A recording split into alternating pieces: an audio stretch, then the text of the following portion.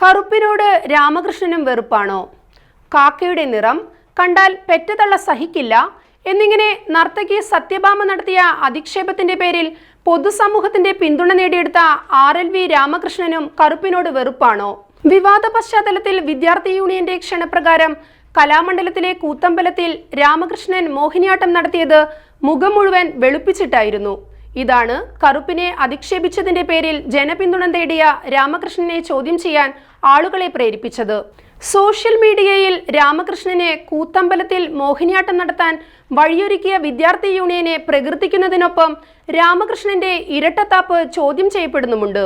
കൂത്തമ്പലത്തിൽ ചിലങ്ക കെട്ടണമെന്ന 2 പതിറ്റാണ്ടായുള്ള രാമകൃഷ്ണന്റെ മോഹപൂർത്തീകരണം കൂടിയായിരുന്നു അരമണിക്കൂർ നീണ്ടുനിന്ന കൈരളി നൃത്താവതരണം.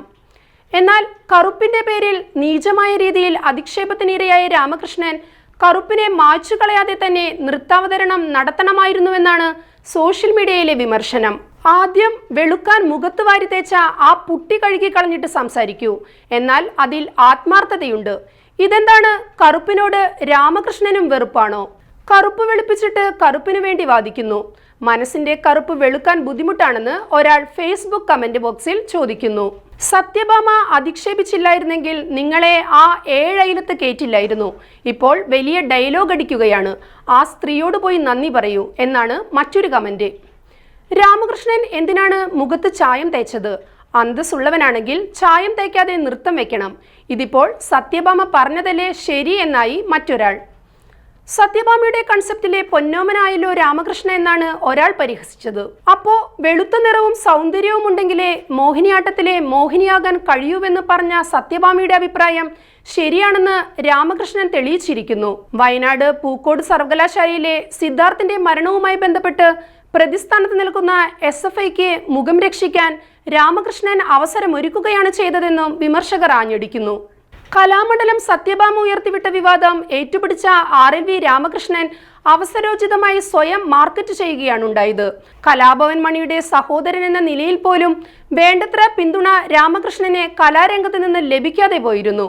ഈ സാഹചര്യത്തിൽ സത്യഭാമയുടെ അധിക്ഷേപം രാമകൃഷ്ണന് വലിയ അനുഗ്രഹമായി മാറി. വിവാദത്തിന് പിറകിലെ രാഷ്ട്രീയം ചൂണ്ടിക്കാട്ടിയാണ് ചിലർ സോഷ്യൽ മീഡിയയിൽ രംഗത്ത് വന്നത്. സത്യഭാമ എന്ന സംഗിണിയും രാമകൃഷ്ണൻ എന്ന സംഘിയും തമ്മിലുള്ള പോരാണെങ്കിലും വർണ്ണവെറിക്കെതിരെ സംഘികളാണോ എന്ന് നോക്കാതെ തന്നെ സകലമാന ജനങ്ങളും അണിനിരന്നു. വിവാദം കൈവിട്ടുപോയതോടെ സത്യഭാമ അടങ്ങി. പക്ഷേ രാമകൃഷ്ണൻ അതിന്റെ പേരിലുള്ള മുതലെടുപ്പ് തുടരുകയാണിപ്പോഴും. കലാഭവൻ മണി മരിച്ചപ്പോൾ മണിയെ ഏറ്റവും കൂടുതൽ വിറ്റുതിന്ന കക്ഷിയാണ് പുള്ളിയെന്നും ഒരാൾ കമന്റ് ബോക്സിൽ ആരോപിക്കുന്നു. വിവാദത്തെ തുടർന്ന് കേരള കലാമണ്ഡലം മോഹിനിയാട്ട പഠനത്തിനായി ആൺകുട്ടികൾക്കും അവസരമൊരുക്കാൻ ഗൗരവമായി ആലോചിക്കുകയാണ്.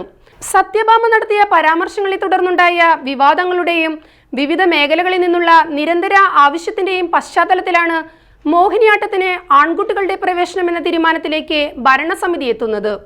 ആൺകുട്ടികൾക്ക് പ്രവേശനം കൊടുക്കുന്ന രീതിയിൽ സംവിധാനം രൂപീകരിക്കുന്നതിനുള്ള ശ്രമം നടന്നുകൊണ്ടിരിക്കുകയാണ്. കലാമണ്ഡലത്തിന് അധിക ബാധ്യതയില്ലാതെ പുതിയ സംവിധാനം കൊണ്ടുവരാനാണ് ആലോചന. 8 മുതൽ PG വരെ മോഹിനിയാട്ടം പഠിക്കാനുള്ള അവസരം നിലവിൽ കലാമണ്ഡലത്തിലുണ്ട്. തീരുമാനം നടപ്പാക്കും മുമ്പ് നിരവധി കടമ്പകൾ കടക്കാനുണ്ട് കലാമണ്ഡലത്തിന്. കരിക്കുലം ഉൾപ്പെടെയുള്ള കാര്യങ്ങളിൽ വിശദമായ ചർച്ചകൾ വേണമെന്ന് കലാമണ്ഡലം അധികൃതർ വ്യക്തമാക്കി. ഈ ചരിത്രപരമായ നീക്കം താൻ നടത്തിയ വിപ്ലവമായിട്ട് രാമകൃഷ്ണൻ ഏറ്റുപറയുമ്പോൾ കറുപ്പിനെതിരെ പറഞ്ഞ സത്യഭാമയും കറുപ്പിനെ വെളുപ്പിക്കുന്ന രാമകൃഷ്ണനും തമ്മിൽ ആശയപരമായി വലിയ അന്തരമില്ലെന്നാണ് സോഷ്യൽ മീഡിയ വിമർശിക്കുന്നത്.